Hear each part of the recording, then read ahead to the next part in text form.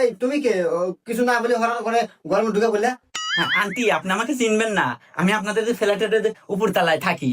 আমি তো ঢাকা থেকে পড়াশোনা করতেছি, তো ওই যে উপরের তলায় আপনার মমতা আপু আছে না, তার ছেলে আমি। ওই যে আম্মু একটু চিনির লেখা পাঠাই।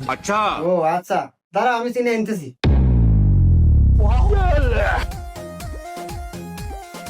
এই নাও চিনি। আচ্ছা আন্টি একটা কথা বলি, হ্যাঁ বলো। বাসায় আপনি একাই, আঙ্কেল নাই? আমার আঙ্কেল তো অনেক বছর হলো বিদেশ থাকে। সমস্যা নাই ভাবি, আঙ্কেল নাই তো কি হয়েছে, আমরা তো আছি, যদি কোনো কিছু দরকার হয় ডাক দিয়ে। এই ছেলে তুমি কি কি বুঝতে পারছাও? না না, ওই যে বললাম যে বাজার থেকে যদি কোনো কিছু আনার প্রয়োজন হয় ডাক দিন ভাবি, আমরা তো আছি।